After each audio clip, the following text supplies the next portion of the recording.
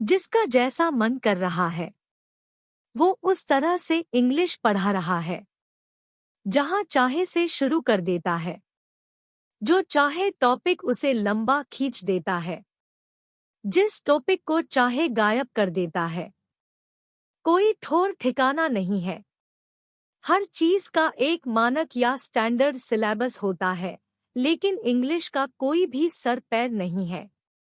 विदेशी पब्लिकेशन, देसी publication, state boards, national boards, websites, apps और ट्यूशन क्लासेस, ये सब असंख्य तादाद में। कोई कैसे इन सब को एक साथ पढ़ सकता है? एक पूरे जीवन में भी इतने अनगिनत मटेरियल को नहीं खत्म कर सकता। इंग्लिश पर असंख्य किताबों, वेबसाइटों और मोबाइल ऐप ने एक जंगल, एक भूल भुलैया, एक पहेली, एक रहस्य और एक भारी भ्रम की स्थिति हम लोगों के सामने खड़ी कर दी है। तो क्या आप जिंदगी भर इंग्लिश ही सीखते रहेंगे, कभी इस्तेमाल नहीं कर पाएंगे? इसी भ्रम में गोल गोल घूमना ही क्या हमारा काम है? इसीलिए हमें जरूरत है एक निश्चित सिलेबस की जो ठोस हो और बार बार बदले नहीं। असंख्य किताबें, वेबसाइटें और मोबाइल ऐप आपका भ्रम लगातार और जिंदगी भर के लिए बढ़ा रही है। रोज नए और कठिन शब्द बताकर, फ्रेजल वर्ब्स से, इंग्लिश के लोकोक्ति और मुहावरों से, आधी अधूरी ग्रामर से, बार बार एक ही बात दोहरा के कुछ भी नया नहीं, कॉम्प्लेक्स वाक्य से, कुल मिला के अंतहीन सामग्री से हमारा जीवन मुश्किल बना दिया गया है। 12 साल स्कूल में पढ़ी, कुछ लोगों ने उसकी बात 3 साल कॉलेज में पढ़ी और कुछ लोग उसके बाद भी कोचिंग क्लास ढूंढ रहे हैं। ऐसी कौन सी पढ़ाई होती है दुनिया में जो 15 साल पढ़ने के बाद भी खत्म नहीं होती? होती है, एक पढ़ाई ऐसी ही होती है जो इंजीनियर डॉक्टर से भी बड़ी होती है, जो 15 साल के बाद भी खत्म नहीं होती, और वो है इंग्लिश की पढ़ाई।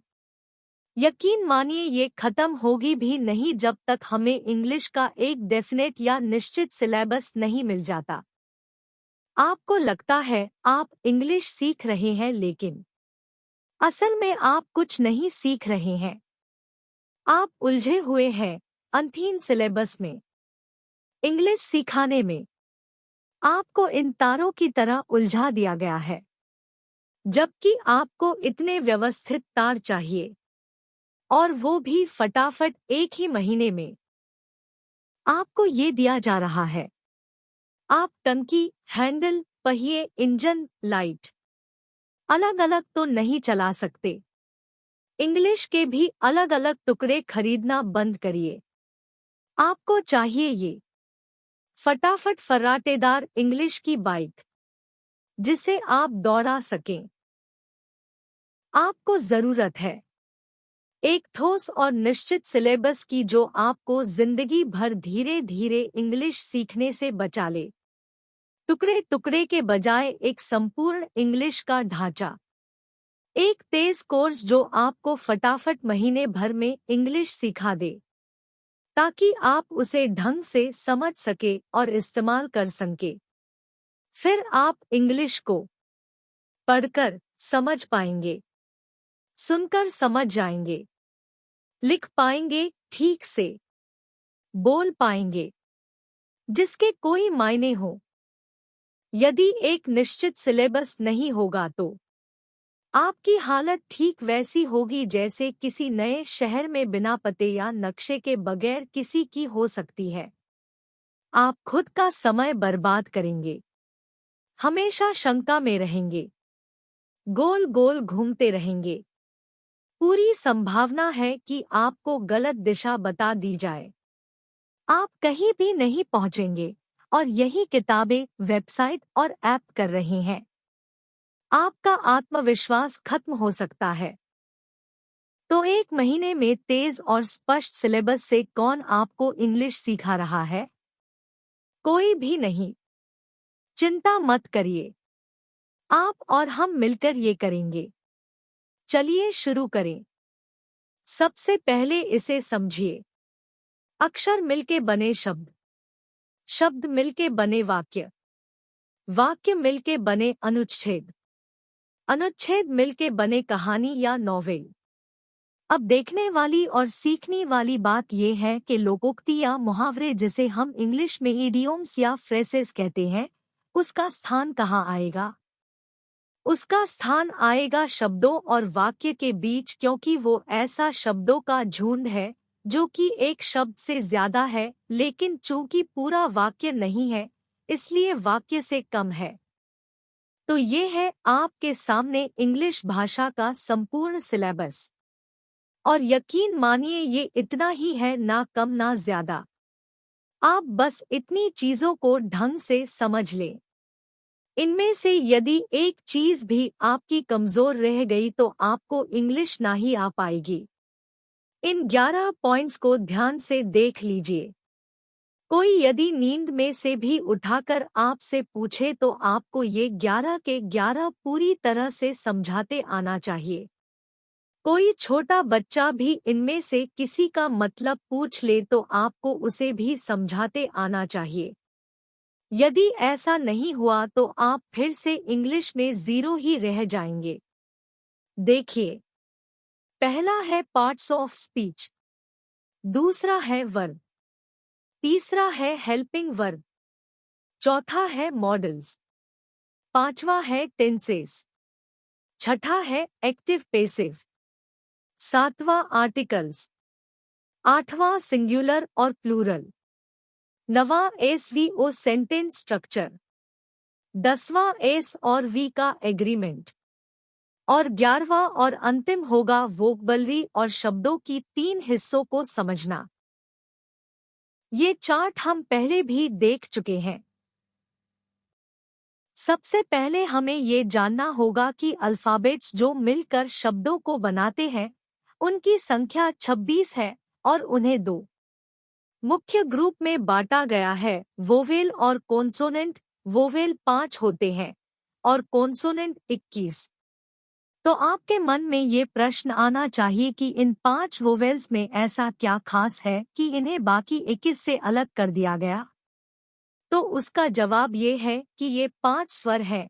ये जैसे गले में पैदा होते हैं वैसे के वैसे शुद्ध रूप से मुंह के भी बाहर आते हैं, जबकि बाकी के 21 सब अशुद्ध रूप से हमारे मुंह से बाहर आते हैं। कोई जबान से टकराता हुआ तो कोई तालू से तो कोई गाल से। फिर नंबर आता है शब्दों का या वर्ड्स का, तो ये 8 प्रकार के होते हैं और ये 8 प्रकार ही पार्ट्स ऑफ स्पीच है। शब्द मिलके बनाते हैं वाक्य और वाक्य होते हैं 3 प्रकार के, पॉजिटिव, नेगेटिव और इंटेरोगेटिव, मतलब सकारात्मक, नकारात्मक और प्रश्नवाचक। फिर वाक्य मिलके पैराग्राफ बनाते हैं और पैराग्राफ मिलकर कहानी या नॉवेल। आइए ग्रामर को नजदीक से देखें। सबसे पहले 8 पार्ट्स ऑफ स्पीच को समझ लेते हैं कि ये कौन कौन से हैं और कितने कितने हैं, ताकि हमें सीखने में आसानी रहे और कुछ भी चूकने ना पाए। पहला है नाउन, जो लगभग 1000 तो आपके आने ही चाहिए। इसमें देश, शहर, लोग, नदियाँ, पहाड़ आदि इत्यादि इन सब के नाम आ गए। दूसरा है प्रोनाउन, जो मुख्यतः 7 होते हैं और हरेक के 4 भाग होते हैं, मतलब कुल हुए 7 चौक 28। इसका चार्ट हमने इस लेसन के साथ अटैच किया हुआ है, आप देख सकते हैं। और हाँ, ध्यान रहे ये सिर्फ और सिर्फ 28 ही होते हैं, ना कम ना ज्यादा। और बहुत जरूरी है कि आपको पूरे के पूरे 28 आते ही हो। फिर है एडजेक्टिव, जो लगभग 100 है। इनकी भी लिस्ट संलग्न है। 150 प्रेपोजिशन है, 2000 के लगभग वर्ब्स हैं, 250 एडवर्ब्स हैं, 100 कंजंक्शन और 100 ही इंटरजेक्शन। ये सब मिलाकर हुए 3728। और ये सारे के सारे एक बार आपकी आंख से देखे हुए हो, ये बहुत ही जरूरी है, वरना आप कभी भी कहीं भी धोखा खा जाएंगे। हमने सभी की लिस्ट इसी चैप्टर के साथ दी हुई है, जो आपके लिए ना सिर्फ देखना जरूरी है बल्कि आपने इन लिस्टों के प्रिंट आउट भी निकाल के रख लेने चाहिए। आइए अब इन्हें नजदीक से हिंदी नामों के साथ भी देखते हैं। पहला है वर्ब, जिसे हिंदी में क्रिया कहते हैं। कितने आने चाहिए आपको? 500 और हर एक के 4 फॉर्म्स मतलब टोटल 2000। ये है हेल्पिंग वर्ब, जिसे हिंदी में सहायक क्रिया कहते हैं। ये कुल जमा सिर्फ 18 है। आपके पास इसकी लिस्ट होनी ही चाहिए। ये है मॉडल्स। हम इसे हिंदी में भी मॉडल्स ही बोलेंगे। इसका एक विशेष कारण है जो आपको आगे के वीडियोस में पता चलेगा, जिसे आप आमतौर पर टेंस चार्ट कहते हैं। हम उसे एक्टिव टेंस चार्ट बोलेंगे। इससे ये पता चलता है कि इंग्लिश में 2 टेंस चार्ट होते हैं। दूसरा tense chart passive tense chart होगा। यहाँ एक्टिव टेंस चार्ट में 12 बॉक्सेस हैं और हर एक में 3 प्रकार के वाक्य होते हैं, मतलब कुल आपको 36 वाक्य मालूम होने चाहिए। ये आ गया पैसिव टेंस चार्ट। इसमें 8 ही बॉक्सेस होते हैं और हर एक में 3 प्रकार के वाक्य, मतलब कुल 24 प्रकार के वाक्य आपको आने चाहिए। 5 आर्टिकल्स के बारे में आपको मालूम होना चाहिए। जी हाँ, 5। अभी तक आपने सिर्फ 3 ही आर्टिकल्स के बारे में सुना है। हम आपको 2 और ज्यादा के बारे में भी बताएंगे। सिंगुलर प्लूरल आपको कम से कम 2000 मालूम होने चाहिए। एसवीओ ये वाक्य का स्ट्रक्चर है या वाक्य का ढांचा बोल लीजिए। ये इंग्लिश के वाक्य का स्ट्रक्चर है।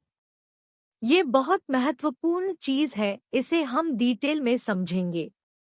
एसवी एग्रीमेंट मतलब एस और वी के बीच का अनुबंध। एस मतलब सब्जेक्ट और वी मतलब वर्ब। सब्जेक्ट और वर्ब का अग्रीमेंट या अनुबंध। ये अनुबंध टूटना ना ही चाहिए जब आप इंग्लिश के वाक्य बनाएं। उपसर्ग प्लस मूल शब्द प्लस प्रत्यय। ये किसी भी शब्द के 3 हिस्से हैं। इंग्लिश की शब्दावली या वोकेब ऐसे ही सीखी जानी चाहिए। इस तरह से सीखने पर आप एक ही शब्द से कई शब्दों के अर्थ तक पहुंच सकते हैं। आइए अब इंग्लिश की ग्रामर को समग्रता में फिर से देखते हैं। पार्ट्स ऑफ स्पीच सारे आठों की संख्या को भी जोड़ ले तो हो रहे हैं 3728। Verbs 2000। Helping verb 18। Modals 8। Active tense chart के 36 वाक्य। पैसिव टेंस चार्ट के 24 वाक्य। आर्टिकल्स 5। एकवचन बहुवचन यानी सिंगुलर प्लूरल हुए 2000। एसवीओ के फिर से वही 36 प्रकार के वाक्य और शब्दावली या वोकेब अभी 500 ही लेते हैं। तो इस तरह टोटल है 8355 शब्द। और ये सारे के सारे एक बार तो आपके देखे हुए होना अति आवश्यक है। यदि ये इतने शब्द आप नहीं जानते हैं तो बताइए इंग्लिश आएगी कैसे? ये तो सिर्फ शब्द हैं।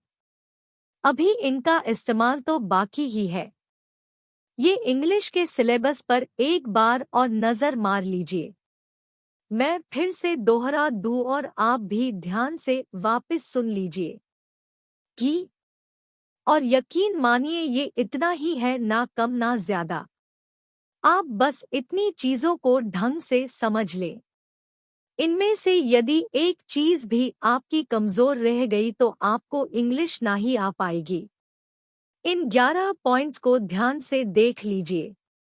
कोई यदि नींद में से भी उठाकर आपसे पूछे तो आपको ये 11 के 11 पूरी तरह से समझाते आना चाहिए।